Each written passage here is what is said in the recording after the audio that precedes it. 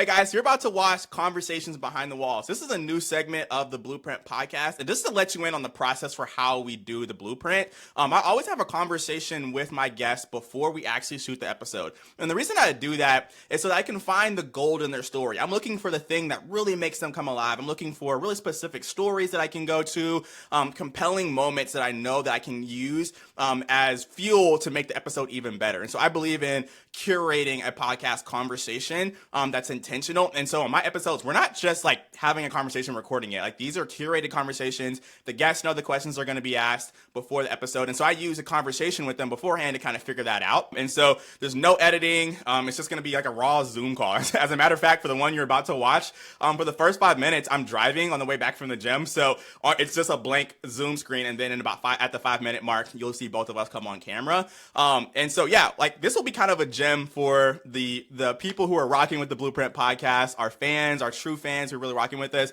This would be a cool way for you to kind of just see behind the scenes of the Blueprint podcast. And honestly, this might honestly be better than the actual podcast because at this point, me and the guests are just having a non-pressure conversation. Like we're not like the camera's not on. We're just having the normal conversation that we have. And so I think you guys are going to really enjoy it. We're not going to really promote these all that much. It'll just be kind of, like I said, just a gem for you to find. So hope you enjoy Conversation Behind the Walls. So I see on the title, I think we were gonna plan a podcast episode together. So I think it would definitely make sense to kind of promote your event through the episode. So like, what would be kind of some things that you think you'd want to hit in terms of like topics that are, obviously beneficial to you and kind of help you with your own, just, your marketing and stuff?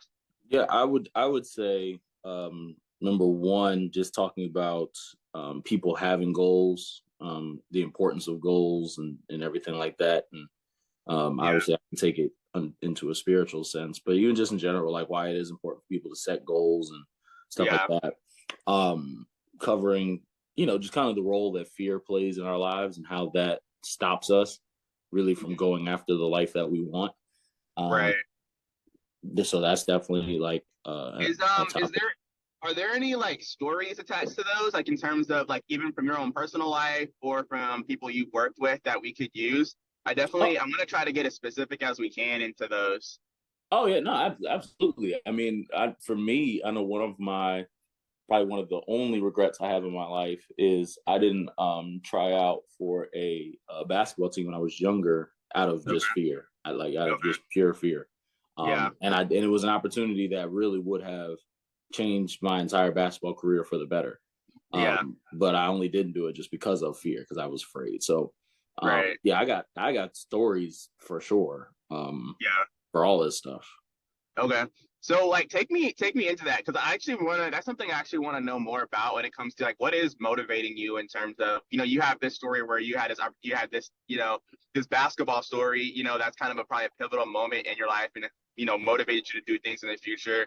Like what else is kind of, and I guess specifically on the goal piece of it, like what about goal setting and the story behind that is really motivating you? So for me, I'm very much driven by just the idea and the concept of impact. Just the and not just like impact in terms of like just reach, but just really impacting people to pursue their own goals. That's where I am now. Now, how I got here, I was very much focused on basketball, and that was like my main goal. I pursued it, relentlessly. I pursued it when it seemed crazy and everything like that. And I was able to achieve a lot. Like I was able to do quite a bit in the basketball world, thankfully. But as, life just kind of did its thing, I started to really focus on the fact that I was more than basketball. And as opportunities for basketball started to change and they started to become like basketball, as I've described it like this before, basketball ended up becoming more of an obstacle than like a goal. Like that's what started. Was that from like injuries and stuff, or was it just like, hey, just like opportunities not panning out? Really just life, man. Like just where I was in life. So when I decided to really retire, it was mainly just because, I was dating my wife at the time. So we were dating on the way to marriage, obviously. I was also I'd started Craft Your Dream at that point. So I was running businesses. I was trying to, and I I was just kind of just becoming an adult. Yeah. And my ability to really show up in the different other spaces in my life was really being hindered by basketball.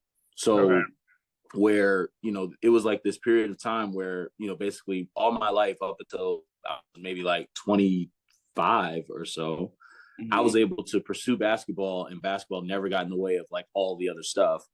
But within a short period of time, it seemed as if in order for me to, you know, show up the way I needed to for basketball, I would be taking away from my ability to be in a committed relationship, my ability to show up and serve my church, my ability to, you know, grow my business and everything like that. Like where it just was, you know, it just started to really take away from it. Like as much as I enjoyed it, like I realized that, and this was at least the thought that really solidified it for me, that I needed to just kind of pivot, was that if I did get an opportunity, and I never, like, again, I never dealt with injuries, thank God. But if I became quote unquote successful in basketball, if I had gotten the contract that I wanted and I was overseas or whatever it was, I was the only one that actually benefited from it. Wow. Like while everyone around me would have been happy for me, but like, you know, it wouldn't, what do you call it? It would not actually benefit them. It wouldn't actually add to them. You know what I'm saying? Like, because I would end up being, you know, away for 10 months, 8 months, whatever it is. Like I would, you know, like kind of like that, to sum up that point. Basically, like if I got my contract like I've been praying for, was faithful and everything like that, I would be the only one that won. And that to me kind of just solidified like, all right, it's time to pivot. Just because, you know, I've lived my life in a way where, man, that's just not enough. That's not a good enough reason to pursue it. Right. You know, where it's So like, were you doing the like the semi-pro circuit, looking for the overseas contracts? Yeah, well, so I wasn't even necessarily doing like a semi-pro circuit. Like I was reaching out to agents, I was training, I was going to combines, and I was considering playing for the semi-pro. It was considered the TBL league. So I don't know if it was necessarily semi-pro. I don't know if that was what it was considered, but I knew like a lot of guys, it was a new league, guys were joining it, and they were getting overseas deals like as a result of them playing in it. And I was pursuing that, but I wasn't able to really prepare the way I wanted to, or I should say the way I needed to perform for it, just because, you know, I'm doing church, I'm doing business, I'm, you know, relationship stuff. Like, so it was just like, man, like I'm not even able to really be in it the way I need to be. Because I was very, very like regimented. Because again, like I didn't treat the game like, oh, it's just the game of basketball. Like I treated it like it was a job. Like, you know. So I just wasn't able to show up the way I needed to. So, yeah, that was pretty much, you know, kind of like what caused me to say, all right, like I need to pivot. And on top of that, like the underlying focus as to why like I'm really big on just making an impact, and what drives me is the purpose piece. Just because, again, I knew that I was more than just a game of basketball.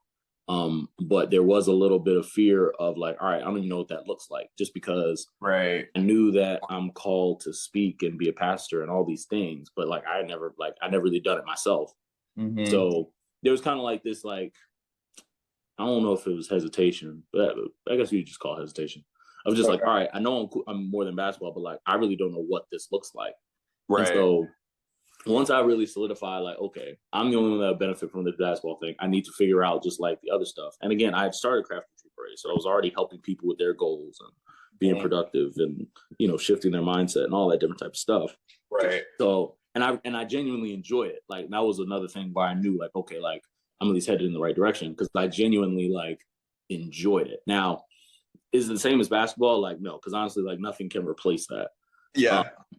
But that's okay, just from a fulfillment standpoint. Like nothing can like actually like replace it. But I also know that everything that I do now today, I love it. Like I really enjoy it. So that's like. So tell me, I love that. That's a good visual story that I think, like I'm thinking of some buddies from college who I think had a similar path as you, right? And you know, we're looking for that opportunity in basketball. Did everything you're supposed to do, right? And it just necessarily didn't come to the fruition in the way they wanted to. And I can just, from personal experience with them, I know what that emotion feels like. So like, I kind of feel like, oh, I feel emotion now.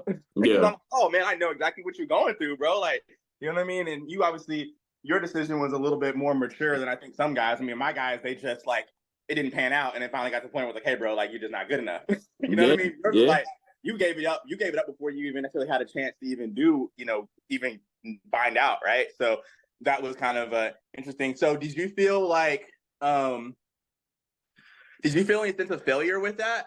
Like, did you feel like, hey, I didn't accomplish my goal? You know what I mean? In terms of like what you really wanted to do. I know you like made the decision out of the best interest of your family, but did that feel like failure at all? No, because like, so I would say for maybe about a week or two it did. For a week or two it did. But I had to kind of zoom out enough where I realized, man, like I'm a 1% of a 1% in one of the hardest industries in the world. Like I've played professional basketball. I ended up getting an opportunity, a short, quick opportunity, but I played basketball in Mexico for a quick, hot second. Okay. I've played, you know, I've played pickup games, exclusive pickup games, you know, with NBA guys, G League guys. Like I've competed against the best in the world. And not just competed like, oh, I'm on the court with these guys. Like I really competed, like got their respect and everything like that. So like for me, it was more so just like, I just had to really break it down in terms of like what I really, really wanted, because there was even a period where like any hooper's dream is like, oh, I want to go to the NBA. But ultimately, as I started to get older and understanding how things went, it shifted from the NBA to, well, you know what? Like, I just want to be at least overseas. Then it kind of shifted to, well, you know what? Like, I can step on the court with absolutely anybody. I'm a professional. Like, so it kind of was like, you know what? Getting deeper underneath, like, why do I want these things? Like, why do I want to go to the NBA? Well, I wanted to go to the NBA because that's just where the best of the best played. And I wanted to be the best of the best. Like, you know what I mean? So for me, it was like, as I was kind of pursuing it, everything started getting redefined. Yeah, what made you want to be the best? Because I'll say the reason I ask you that is actually I read Mike Todd's book. I don't know if you've read that. I think it's called Broken but Not Damaged, or Damaged. Oh, Damaged but Not Destroyed. I haven't read it, but I've seen him, you know, talk about it and stuff. Yeah, and so basically his defining moment was when he was like in 8th grade, they wouldn't let him play the drums at the church, and like he was the best drummer in the church, but they let somebody else play the drums, and that was the defining moment where he didn't feel. I can't remember the exact way he described it, but basically he didn't feel like he was enough. And that basically drove him like almost his whole career, where he was like, yo, like I'm going to prove to everybody that I'm the best. Right. And so I'm just like curious, like have you been able to identify maybe what your motivation was because you wanted to be the best of the best? Like, was there something else even behind that? Well, I think 2 things. Number one, for me, it was meeting the expectations of my dad, I would say, because my dad's a very accomplished guy in like every space. Right.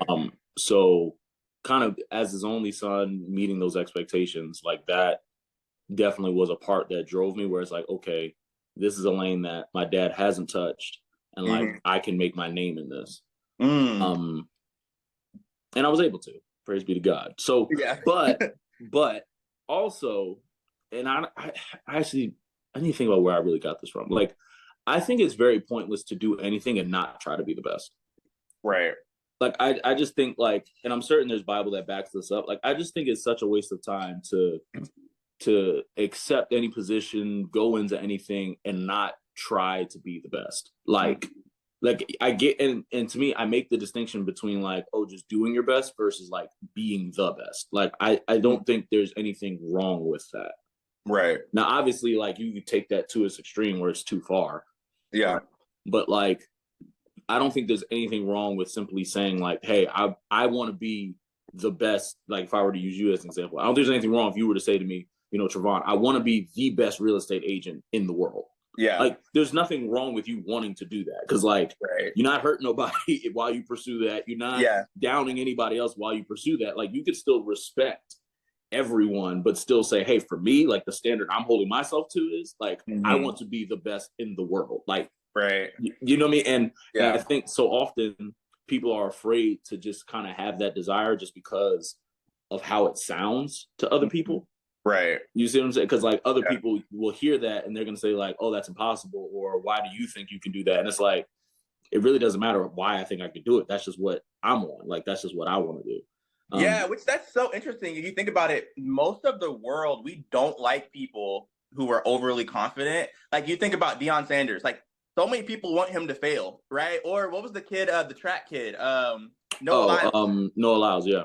Like Noah Lyles was cocky. Everybody was upset. Like there was people who were upset when he like I was like, bro, like that dude like backed up his stuff. Like, you know what I mean? And you know, so it's so interesting that you say that because yeah, I think when we say, hey, I want to be the best, I think the fear where I think connects to what you said earlier about the fears. I think so many people are afraid of being their best that they would rather just knock you down for you trying to be your best, right? Exactly. And I don't think most people even do it necessarily maybe intentionally. Like I don't know if they know that they're doing that. I think it might be psychological. I think some people are just diabolical and they just oh absolutely you're gonna run into that absolutely. But there also is like a balance though too.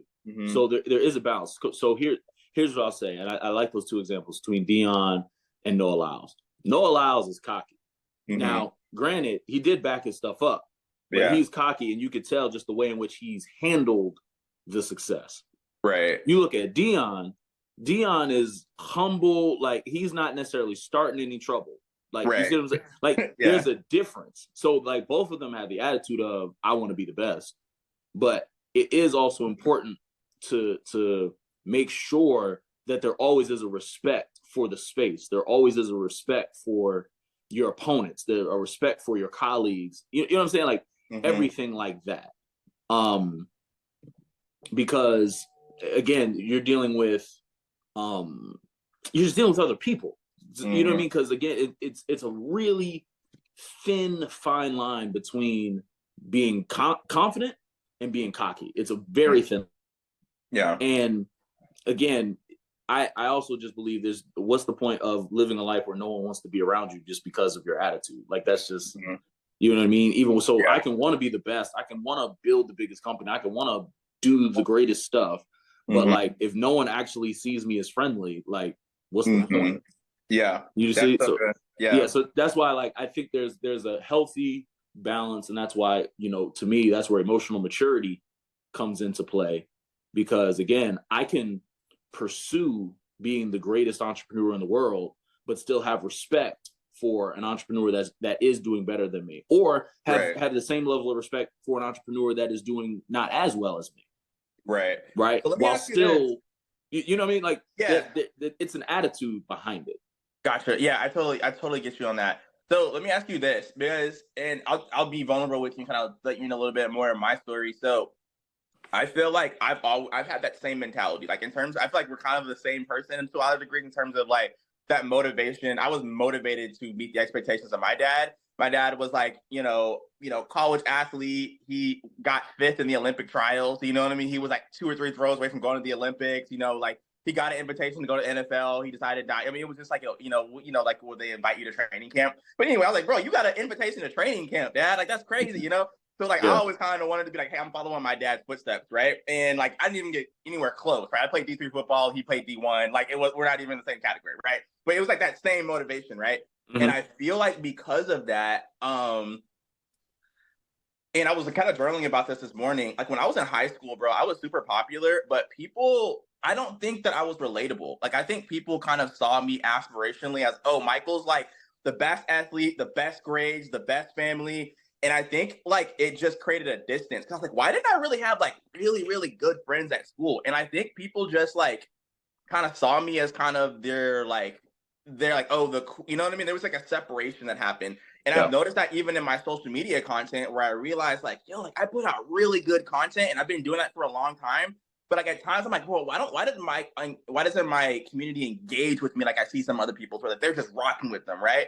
And I think some of that is because I think sometimes like there's a difference between being authentic where people can relate to you and they can see themselves in you, or they see you as like, again, like we see our like we see our celebrities, right? We just put them in a different category. They're almost not even human, right? And so not to say I'm not putting myself as a celebrity, but I do think at times in my life, I have definitely not been able to have certain relationships because I think I wasn't vulnerable enough with people so they could just really connect with me. So I'm curious what your thoughts are on that in terms of like when we go try to be the best, how do we go try to be the best? And also at the same time feel like people can connect to us. You know what I mean? And that could just be something that's obviously I don't think there is an answer to that, but I'm just curious kind of what your perspective is and if you ever felt that kind of experience. So I mean, I experience that every day. I have conversations with people who, when I do like have vulnerable talks or whatever the case is, like they're surprised.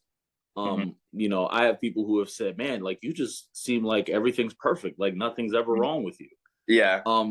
And the reality is, like, honestly, like everything is good. Like I mean, like I'm gonna get like this is a layer question because like I'm dealing with this and I've thought through how I handle this. But like honestly, so for me, bro, like I've had a near-death car accident. I've been through the worst of the worst. Like I've been pretty low and I've had God speak to me clearly on just what's what. So for me, in my perspective of just life, I'm not without storms, but I'm also not about to just, if someone asks me how I'm doing, I'm not going to say, oh, I'm going up the rough side of the mountain and woe is me and life is life. And like, I can't say that just because, again, like I know when life was really lifing. Like, you know what I'm saying? Like, so, and I was really talking with my wife about this yesterday where it's like, I think people need to like, just really get clear on the definitions of these words and phrases that we like to use. Because like, when people say like, oh, you know, life is lifing. Well, it's one thing to say that when, you know, you got a negative diagnosis or, you know what I'm saying, you were in a car accident or, you know what I mean? Like something dire happened versus you just busy at work. Like you see, like, again, not to diminish one or elevate the other, but it's just like, no, how we describe things, how we perceive things, it matters. So for me, I live my life understanding like, hey, do I have to figure stuff out? Do I have to provide? Do I have to do this? Absolutely. But if someone asks me like, hey, like, how are you really doing? I'm good. like, you know what I mean? And that's the honest answer, right? Yeah. So that's number one. So that's just kind of how I view it just in terms of how I live my life. Where like, yes, if someone asks me specifically like, you know, what challenges are you facing? I can share. But if someone's trying to like pull out of me like, oh, you know, I'm feeling no, I really am good, right? Yeah. But to answer your question in terms of how do I kind of bring people along as I'm on my way to, you know, greatness, so to speak, I'm very transparent with the process. Okay. So I think one of the ways, so here I'll say it like this. You never want to go anywhere alone, right? So I do think there's a difference between being transparent with feelings, being transparent with emotions versus being transparent with the process. So as opposed to me, you know, sharing in a vulnerable conversation or whatever, somebody asked me saying, man, you know, I feel pressured. I feel overwhelmed. Like I'm feeling this, I'm feeling that. I'm the type where I'm going to be transparent about, okay, boom, I got to figure this out. Then I got to figure that out. Once I figure that out, then that'll open the door for me to be able to do this. And like, I choose to be very transparent about the process because how I view any type of achievement is, listen, like, and this is just at least how I say it, but it makes sense to me. Like everybody's dream is already being lived by somebody else. Like it's already being done. You want to be a successful real estate agent, it's already being done. You want to build a mega company, it's already being done. You want to have a family, it's already being done. You want to be a better mother, father, brother, sister, it's already being done by somebody. So if I believe and know that God is no respecter of persons, so it doesn't matter like quote unquote who I am. It doesn't matter, am I going to do the things that allow me to get that? So when it comes to any of these types of achievements, it becomes a very simple game of inputs and outputs. And if I'm willing to do the input so I can get the outputs, it's as simple as that. Like that's just how I view it. So when it comes to, you know, becoming the best, there's a certain set of processes, there's a certain set of procedures, and like there's things that just come with it that you just got to go with it. And it just becomes a question of, are you willing to do the steps? Now, if you're not, then just say you're not and move on to something else. But if you are, then okay, let's just be transparent with other people. Hey, I'm going for this. This is the process that I have to work out, and this is what I'm trying to figure out currently. Mm-hmm. So to me, I try to be just very transparent with the process of all the things I'm trying to figure out, all the things that I'm trying to do, because I know the level that I'm trying to reach. And I also know, to just spiritualize, I know the level that God has called me to. So if I to add the spiritual aspect to it, or really add the God aspect of it, where it's like, I know what God has called me to do, and it's not just going to happen by osmosis. So because I know what God has called me to, it's my responsibility now to build a structure in my life that will sustain what he's called me to do to the best of my abilities. Right. And allow the Holy Spirit to really guide me as to how I need to build it, when I need to build it, and the pace of it. That's so good, man. That is so good. And I really appreciate you saying that, because I mean, that just brings clarity to my mind. I'm like, oh, okay, I get that, because that's part of my own confusion at times where I've been like, man, like I'm an open book, right? There's nothing hidden in my life, to the point where my wife was like, bro, quit telling everybody everything. You know what I mean? Like, right. My wife is like, I'll meet somebody at the grocery store and I'm telling them whatever, you know what I mean? It's like, be mysterious. And I'm like, well, I just want people to, like, I don't have anything to hide. Like, what, like, you know? Right. But I think I love how you said inviting them into the process. And I think that's another level of vulnerableness, because inviting somebody into the process is inviting them potentially into your failure, right? Because you invite them into your process, they're going to see, hey, this process is not like all straight up. It's going to be up and down, right? Bro, listen, let me tell you this. Yeah, go ahead. People see like me, they see my podcast, they see all the stuff that I'm doing, and they think I'm without failure. Like, I have 2 failed podcasts. I have 1 failed company. I fail all the time. Yeah. Like, I fail all the time, and I have no problem sharing it. But you know, obviously that's why these conversations are so valuable. But like, bro, it's simply the fact that I made the decision a long time ago that I'm not going to stop. Like, again, I like to take complex things and just make them simple. Like, failure is going to happen. It just is what it is. So my fear of failure is gone. Like, I'm not afraid of failure. I'm not afraid of, quote unquote, missing the mark. And obviously that's not what I want. So it's not like I'm just like winging it. Like, absolutely. Like, I have targets, I got to project and everything like that. But I have really great peace if I put my 100% effort into the process. And if I don't hit it, I can be at peace. Now, it doesn't mean I won't assess and figure out what went left, but like, I'm not about to be an emotional wreck. Right. You see, but I also know I'm not going to quit either. So it's not going to be like that. And you know why you can be like that, bro, is because you're so confident in what you said earlier, and because you know what God's called you to do. Exactly. So because you know what God's called you to do, you know your inputs and your outputs, you know the process that you need to follow. So you're just doing that. So again, the failures don't really matter, because God didn't call you to not fail. Exactly. He called you to be obedient to what he told you to do, right? So you're like, hey man, I'm just doing what my dad told me to do. So hey, whenever we fail or we win, it doesn't really matter. I'm just obeying. And I think that to me, I mean, that's revelation to me right now, right? Like, oh, okay, like all I gotta do is just do what God told me to do. And yeah, when I fail, that's like, hey, that's on him. Like, he's gotta fix it. You know what I mean? Like, that's what he's for, right? Yeah. And because he knows I'm not perfect. So that's like really encouraging and really really freeing. There's like freedom. Like, even in this moment right now, I'm like feeling kind of free just off of that. So yeah. Amen. I'm glad to hear that. Amen. Yeah. Okay, so I feel like we already in the podcast, to be honest. Right. Like, man, this is the episode. I might just drop this Zoom call. I don't know. I was like, go ahead, man. Just go ahead and drop it. It's all good. Just drop the Zoom call. Let this be like the part 1 and part 2. Yeah, exactly.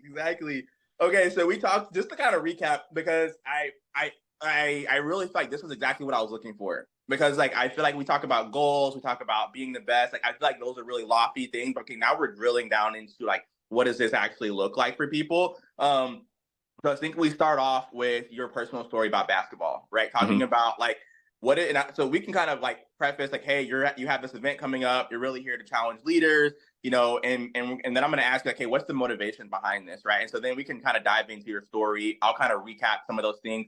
We'll go into what does it mean to be the best? And then I definitely want to have that conversation about Dion and Noah Lyles, because those are social moments that we can use in the clips that are going to catch the algorithms. You know what I mean? Facts. Anything you say about Deion Sanders online, bro. So as a matter of fact, bro, my favorite team is Baylor, and we just played Colorado last week or 2 weeks ago.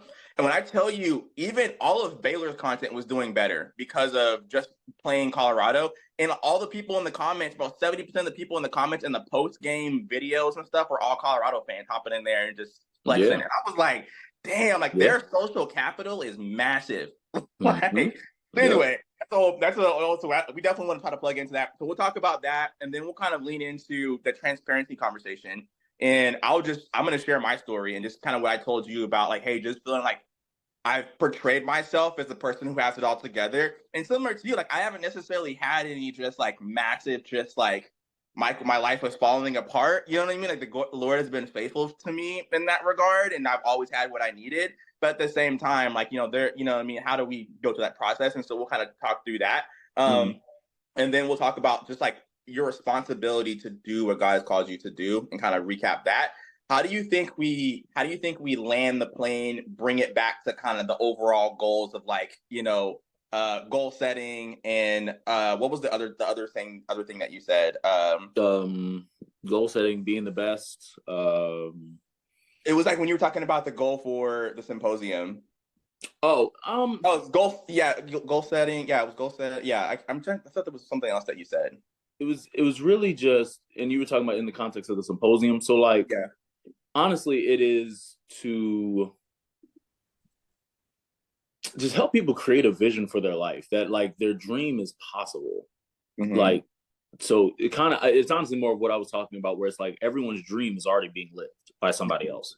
Right. So it just becomes a thing of, are you going to become the person to walk out the process? And so I think landing the plane really just looks like encouraging people to understand that, one, you have a purpose. Two, it's your responsibility to build your life to make it happen. And that you have the ability to make an impact, right? So that to me is a good spot to land the plane, to really just encourage people, like, hey, you know, you might have all these reasons to quote unquote disqualify yourself as a person of influence, as a person that can make an impact. But honestly, it's not true.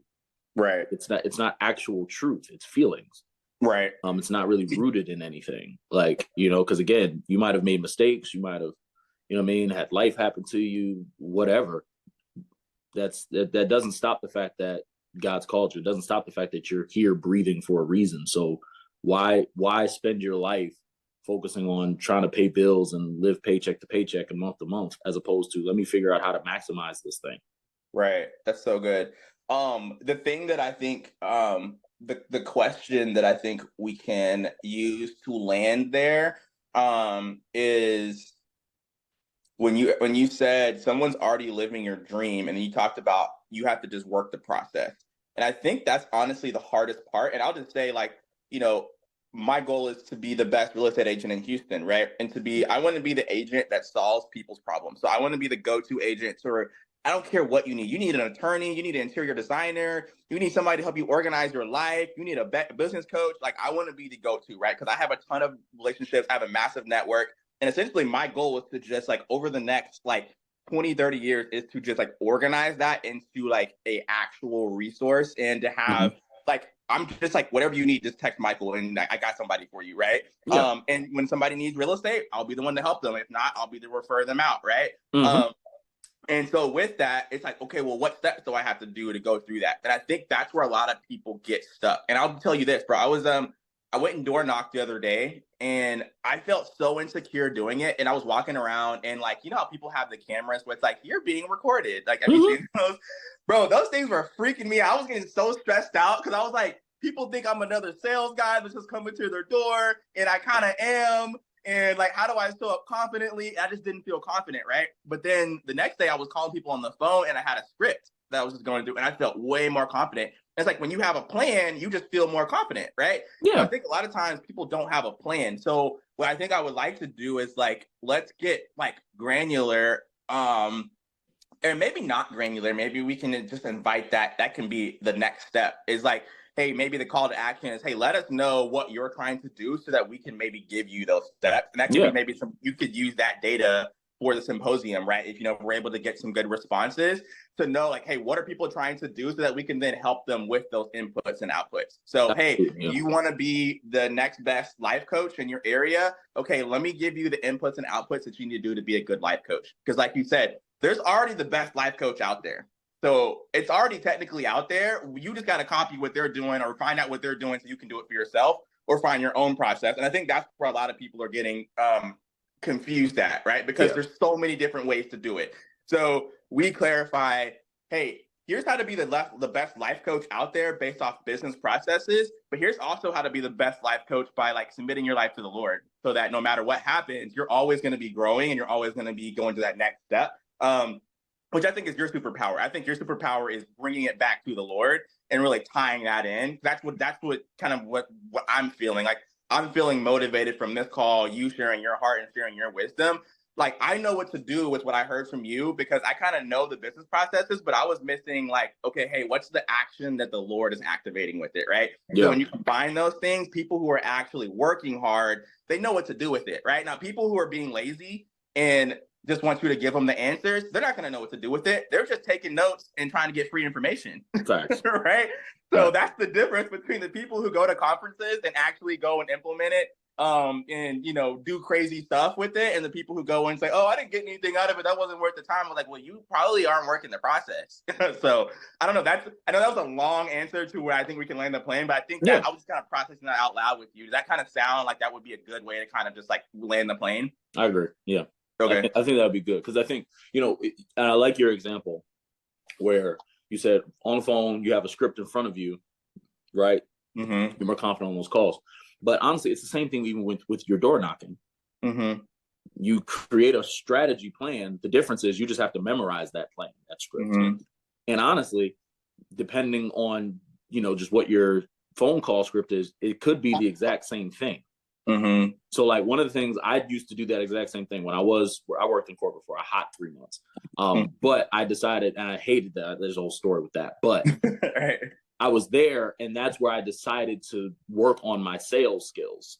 Mm-hmm. So I was going business to business, knocking on doors, pitching. It was a staffing agency, but once I started to, again, feel all that fear and insecurity and everything like that of, oh my God, like, what do I even say? There's, I got the CEO literally answering me. Like, it's like, whoa. But as I started to kind of like just do it more, it was just like, you know what?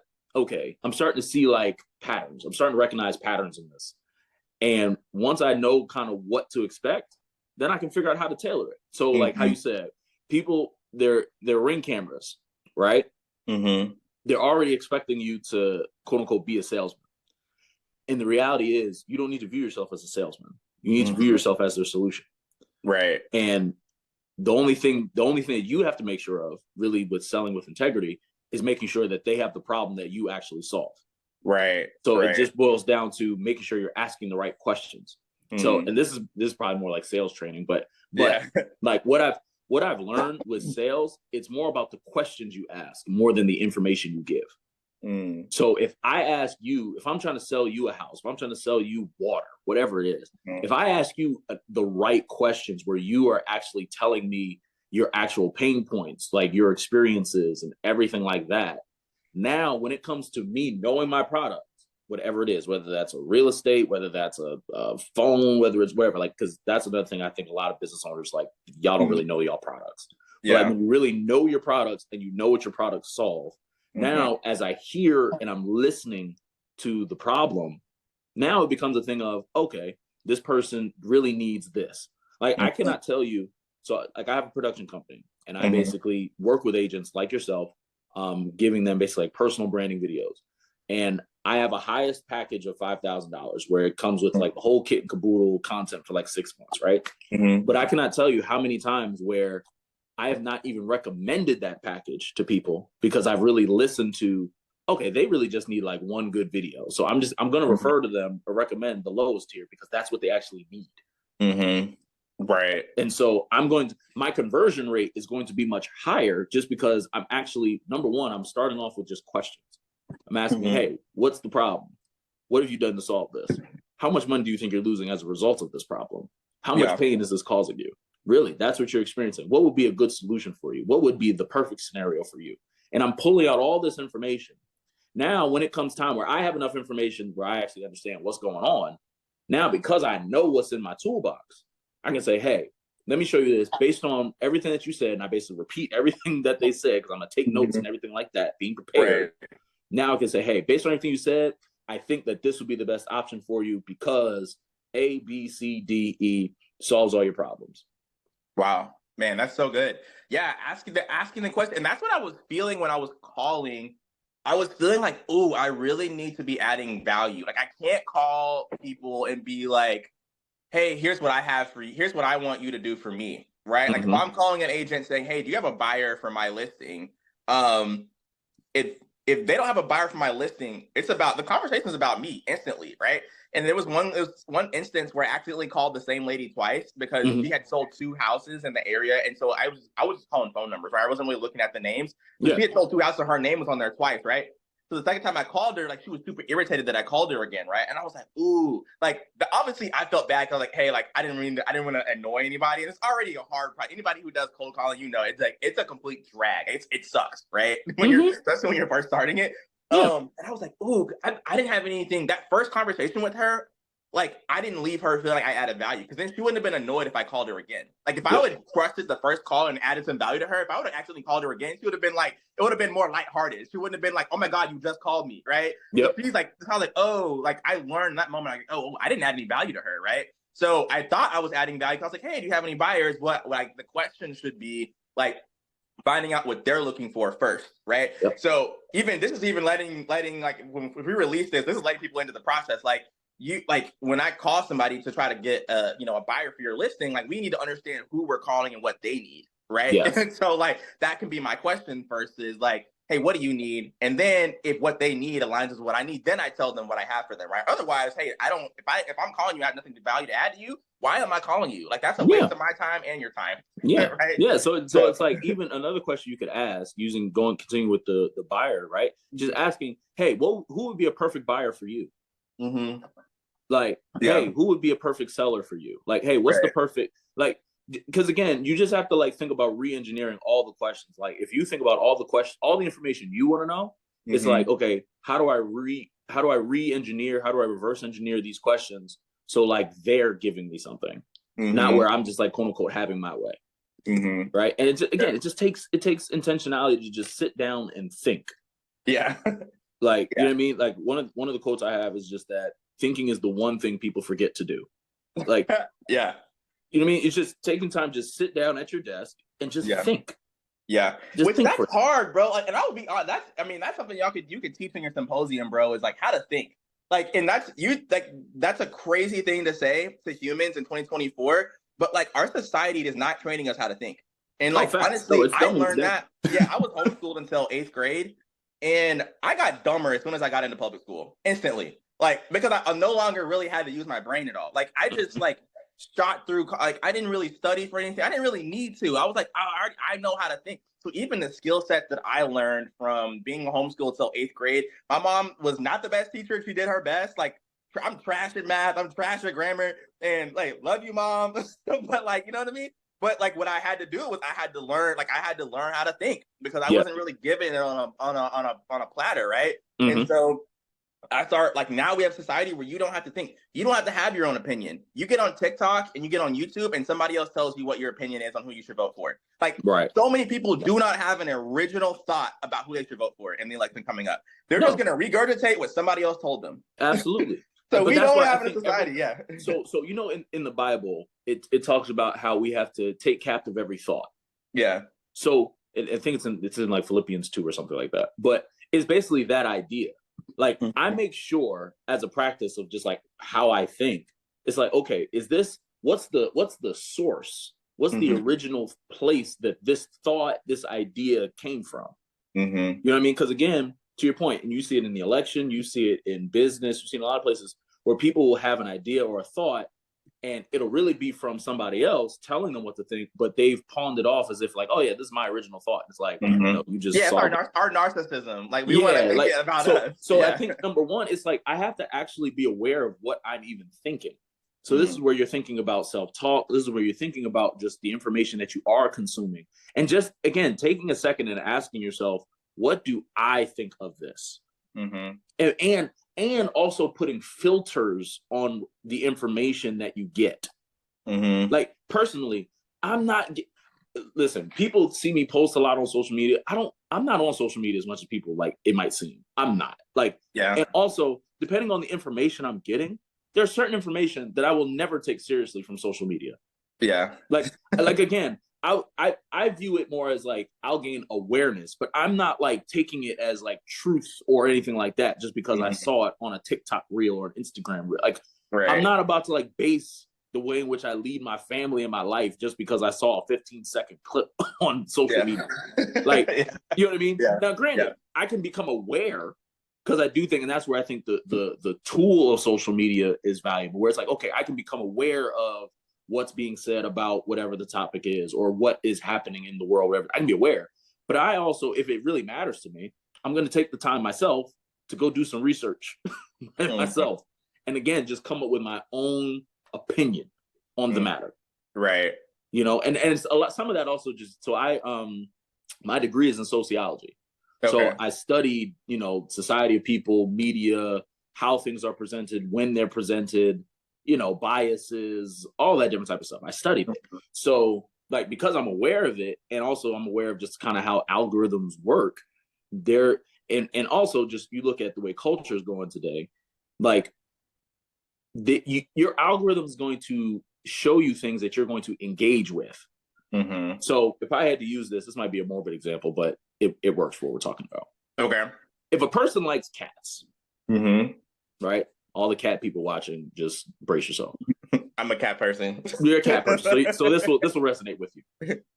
Your algorithm is going to actually show you more harm to cats because you're more likely to engage with that content versus just a bunch of cats having fun and being happy. Like, if you had only two choices, your algorithm's going to show you more of that just because you're going to be more outraged, which is going to lead to you actually doing something with the content. You're going to comment, oh my God, that's horrible. Oh my God, like, I can't believe this is happening. Can you believe, like, and it's just going to keep feeding you that just because it's the algorithm. It's doing what it's supposed to do. And it wants you to engage. But if all you're going to do for the kitten who's just lapping milk is just press like, they're going to choose your comment, your share, your, you know what I mean, everything like that over you just liking it and swiping. Like, you see what I'm saying? So that's just where we are. But again, if we're not aware, then it's like you miss out on all that stuff. Yeah, man, that's so good. Bro, this is gonna be a good episode. And then, I think the reason I think it's gonna be good is because I think it's because this is the conversation for the audience that I want to have, right? This is the kind of conversation that is helping me get to the kind of people that I want to have in my life. And so I think this is a very practical conversation in terms of, okay, we talked about like legit like sales tactics. Like we talked about like setting goals, we talked about knowing your motivation, we talked about how to think. You know what I mean? These are things I think people don't get challenged with on a consistent basis. And so I think the people who are open-minded, who are looking for answers like this, who are self-aware enough to know that they need something, this is going to fill a gap for them. And it's going to trigger a light bulb. They're going to be like, oh, cool. Like, you know what I mean? And so, I think it's going to be really good. And I appreciate you just being you, man, and being willing to just like dive deep. And I think it's going to be really good. And I think, so how it looks like practically, this is going to be a process episode, right? Because what I'm doing with you is going to be something I haven't really done before. So I'm going to shoot this episode at my studio, but we're going to do it virtually because like I was doing all my episodes virtually, but the Riverside software that I was using, it wasn't giving me like the clear enough image that I wanted. And I didn't want to buy like a Sony camera, like $3,000 camera just for the virtual. So I just go to the studio. So we're basically going to do this episode. You're going to be virtual and then I'm going to be at the studio and it'll just like, we're going to still use I think we're still going to use Riverside. We're just going to switch out the cameras. So I think it'll be really interesting and a kind of a test. It'll be a test for us to see, you know, how it works. And if it works, then I think it'll open me up to like a larger audience. I definitely know, like, I mean, you're out on the East Coast, so I think it would be cool to kind of connect with your audience just from a different part of the country. So Yeah. that'll open us up. So I think it'll hopefully it's a home run, and we can continue to do more like it. Yeah, man. Listen, sounds like a plan to me. I'm excited, honestly, and I appreciate you allowing me to, come on your platform and share a thought or two. So, Yeah, absolutely, it's gonna be good. So okay, let's look at calendar so we can put something